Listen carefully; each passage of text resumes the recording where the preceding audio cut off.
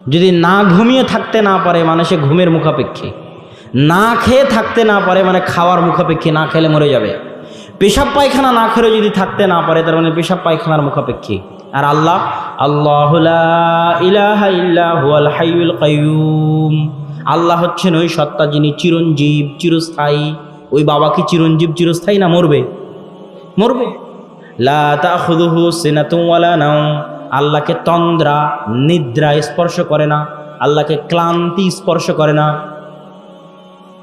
তাহলে ওই বাবার ঘুম আসে না? আসে না? আসে। তাহলে যে এই জিনিসগুলোর মুখাপেক্ষী সে আপনার সরিষা সমপরিমাণ উপকার করতে পারবে? পারবে না। তাহলে আল্লাহ সুবহানাহু ওয়া তাআলা নামে অদ্বিতীয়, গুণে অদ্বিতীয়, সত্তাতে অদ্বিতীয়, এই বিশ্বাস হচ্ছে ঈমানের প্রথম স্তর। এই লা ইলাহা ইল্লাল্লাহর বিশ্বাস হচ্ছে ঈমানের প্রথম স্তর। ঈমানের দ্বিতীয় স্তর বিশ্বাসের ক্ষেত্রে নবী রাসূলদের প্রতি ঈমান। নবী রাসূলদের প্রতি ঈমান মানে নবী রাসূলেরা কি নূরের তৈরি? আপনারা কিভাবে না বলতেছেন? আপনাদের তো হ্যাঁ বলা উচিত যে নবী রাসূলেরা নূরের তৈরি। এখানে বেয়াদব আসছে কথা বলতে, এভাবে আপনাদের তো চিল্লিয়ে ওঠা উচিত। নবী রাসূলগণ আমাদের মতো মানুষ। কি জন্য আমাদের মতো মানুষ? আমি শিরোইল কলোনির মানুষকে যদি হেদায়েত করতে চাই, ওই নোয়াখালীর মানুষকে নিয়ে এসে কাজ হবে? কাজ হবে না। আমেরিকার মানুষকে নিয়ে এসে কাজ হবে? কথা বলতে হবে। আমেরিকার মানুষ ইংরেজিতে কথা বলবে, আপনি বাংলায় কথা বলবেন, দাওয়াত হবে? হবে না।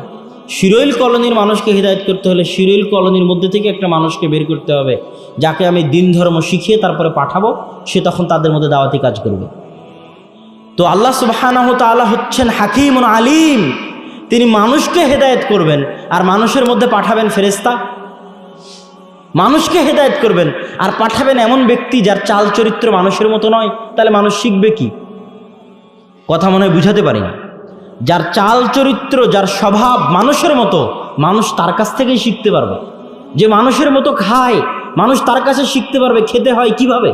যে মানুষের মতো বিবাহ করে, মানুষ তার কাছে শিখতে পারবে যে বিবাহ করতে হয় কিভাবে। যে মানুষের মতো ব্যবসা করে, মানুষ শিখতে পারবে তার কাছে ব্যবসা করতে হয় কিভাবে। যে মানুষের মতো পেশাব পায়খানা করে, মানুষ তার কাছে শিখতে পারবে পেশাব পায়খানা করতে হয় কিভাবে। এই জন্য নবী পাঠাতে হবে মানুষের মতো। এই জন্য আল্লাহ যুগে যুগে নবী পাঠিয়েছেন আদমের সন্তান। আদম মাটির তৈরি, আদমের সন্তানেরাও মাটির তৈরি। মুহাম্মদ সাল্লাল্লাহু আলাইহি সাল্লামও কিসের তৈরি? মাটির তৈরি। আল্লাহ সুবহানাহু ওয়া তাআলা যুগে যুগে নবী রাসূল পাঠিয়েছেন মানুষের মতো। এই জন্য নবী রাসূলের মৃত্যু হয়। ইন্নাকা মাইয়িতুন ওয়া ইন্নাহুম মাইয়িতুন। সব আগের নবী দুনিয়া থেকে চলে গেছেন, আমাদের নবীও চলে গেছেন। তারা জীবিত আছেন কবরে, দুনিয়াতে নাই। বারজাখি জীবনে জীবিত আছেন, দুনিয়াতে জীবিত নাই। দুনিয়ার সাথে তাদের কোনো কানেকশন নাই। এই জন্য মুহাম্মদ সাল্লাল্লাহু আলাইহি ওয়াসাল্লামের মৃত্যুর পরে কোনো সাহাবী, না আবু বকর, না ওমর, না উসমান, না আলী, কোনো সাহাবী, না আয়েশা রাদিয়াল্লাহু তাআলা আনহা, এতদিন আল্লাহ রাসূলের মৃত্যুর পরে আবু বকর রাদিয়াল্লাহু তাআলা আনহুর 2 বছর, ওমর রাদিয়াল্লাহু তাআলা আনহুর 10 বছর, প্রায় 12 বছর আয়েশা রাদিয়াল্লাহু তাআলা আনহা ওই ঘরেই থেকেছেন যেই ঘরে আল্লাহ রাসূলের কবর হয়েছে, মাটি হয়েছে। কেননা আল্লাহ রাসূলের কবর মাটি আয়েশা রাদিয়াল্লাহু তাআলা আনহার ঘরেই হয়েছে। তাহলে টানা 12 বছর ওখানে থেকেছেন। যখন ওমর রাদিয়াল্লাহু তাআলা আনহুর মৃত্যু হলো, ওমর রাদিয়াল্লাহু তাআলা আনহুকে মাটি দেওয়া হলো, তখন উনি আর ওখানে থাকেননি। তাহলে এতদিন উনি আল্লাহ রাসূলের কবরের পাশে থাকলেন, আল্লাহ রাসূলের যে ঘরে দাফন হয়েছে ওখানে থাকলেন।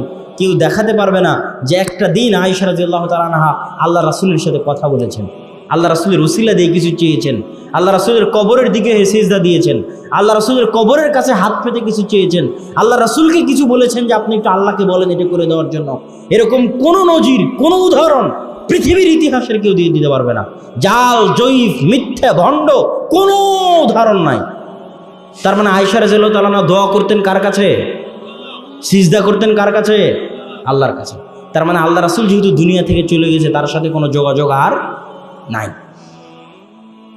রাসূল সাল্লাল্লাহু আলাইহি ওয়াসাল্লামের ক্ষেত্রে আমাদেরকে আর একটা বিশ্বাস রাখতে হবে। যেমন একটা বিশ্বাস তিনি আদম সন্তান, তিনি মাটির তৈরি। একটা বিশ্বাস তিনি দুনিয়া থেকে চলে গেছেন। আর একটা বিশ্বাস অদৃশ্যের খবর, ভবিষ্যতের খবর, গায়েবের খবর একমাত্র কে জানে?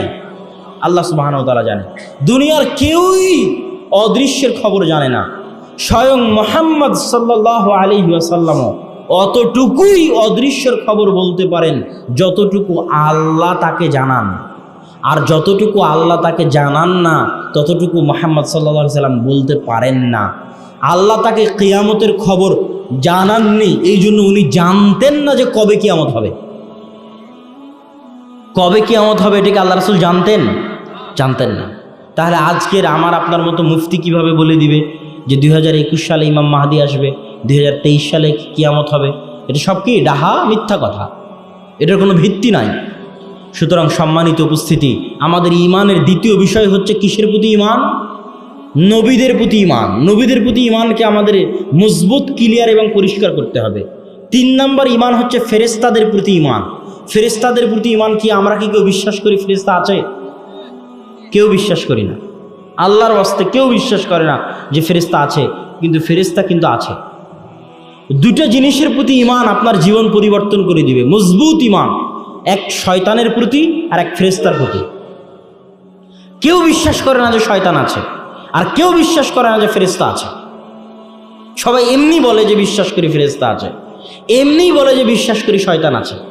আল্লাহর প্রতি বিশ্বাস করে, নবী রাসূলের প্রতি বিশ্বাস করে, এ কথা ঠিক, কিন্তু ফেরেশতার উপরও ঈমান নাই, শয়তানের উপরও ঈমান নাই। ফেরেশতার উপর ঈমান নাই কিভাবে? আমরা কি কোনো সময় গুনাহ করতে গিয়ে মনে হয় যে ফেরেশতা আমাদের সাথে আছে? মনে হয় না। অথচ দুনিয়ার প্রত্যেকটা কাজের জন্য ফেরেশতা নিযুক্ত আছে।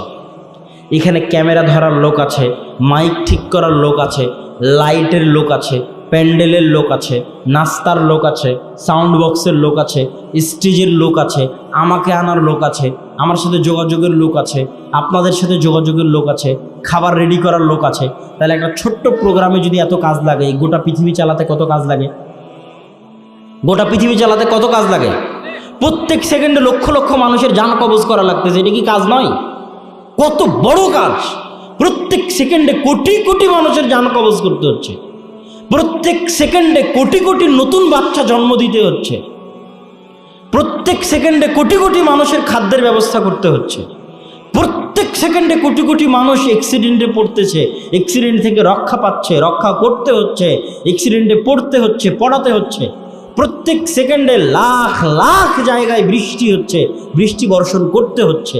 প্রত্যেক সেকেন্ডে ঝড় হচ্ছে, বাতাস প্রবাহিত হচ্ছে, অক্সিজেন প্রবাহিত হচ্ছে, রোদ উঠতেছে, সূর্য উঠতেছে ডুবতেছে, চাঁদ উঠতেছে ডুবতেছে। সারা পৃথিবীর অগণিত অসংখ্য লক্ষ কোটি কাজ কারা আঞ্জাম দেয়? কারা করে? ফেরেশতারা করে। জুনুদুল্লাহ, আল্লাহর বাহিনী, আল্লাহর সেনাবাহিনী কারা? ফেরেশতারা। প্রত্যেকটা কাজের জন্য ফেরেশতা আছে। কোথায় বৃষ্টি বর্ষণ করতে হবে, একটা ফেরেশতার দায়িত্বে দেওয়া আছে, তার বাহিনী আছে, সে ওটা করে বেড়াচ্ছে। কোথায় বৃষ্টি দেওয়া লাগবে, কোথায় দেওয়া লাগবে না।